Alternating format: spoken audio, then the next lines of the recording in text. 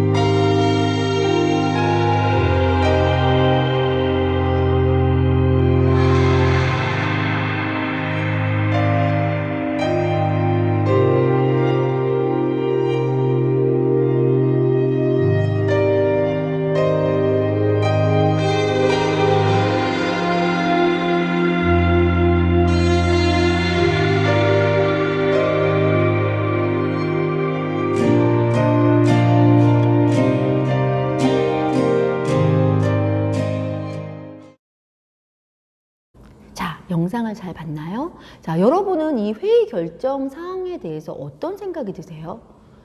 임시정부를 수립하는 건 당연히 좋은 일이고 당연히 해야 될 일이지만 또 다시 다른 나라의 통치를 받는다는 건 정말 좋은 부분이 아닌 것 같죠. 이제 막 일본에서 해방이 됐는데 또 다시 소련이나 미국이나 다른 나라의 통치를 받게 된 거죠.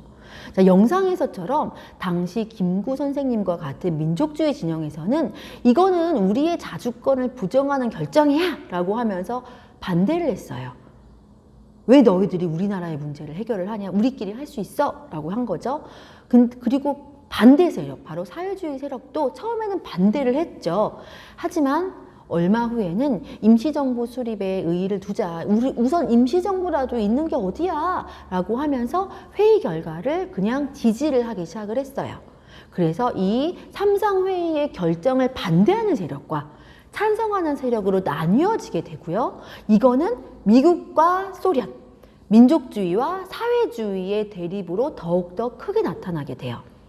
결국 이 두 개의 진영, 그러니까 반대하는 세력, 찬성하는 세력, 미국, 소련, 민족주의, 사회주의 이렇게 대립이 되면서 이 두 진영은 계속 의견 조율을 시도를 해요. 근데 됐을까요? 합의를 하지 못해요. 이건요 어쩔 수 없는 것 같아요. 선생님도 집에요, 선생님 아들이 2명이 있는데 오늘 저녁은 짜장면을 먹자. 아니 나는 피자를 먹을래. 어찌나 이게 의견 대립이 심한지 조율이 안 돼. 정말 어쩔 수 없어. 그래서 가끔은 정말 2개 다 시켜줄 때가 있거든요. 근데 하물며 저녁 먹는 것도 이런데 나라를 세우는, 정부를 세우는 게 쉽게 되겠어요?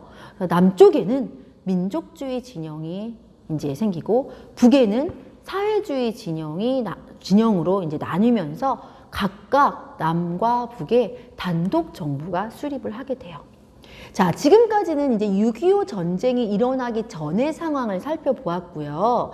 이런 상황이 된 거예요. 남과 북이 당연히 서로 갈라졌죠? 사이가 좋아질 수가 없겠죠? 자, 근데 이런 상황에서 갑자기 북한이 왜 갑자기 전쟁을 일으켰을까요? 자, 그 다음에는 국가보훈처에서 나온 에치슨 선언이라고 하는 영상을 한번 보도록 할게요.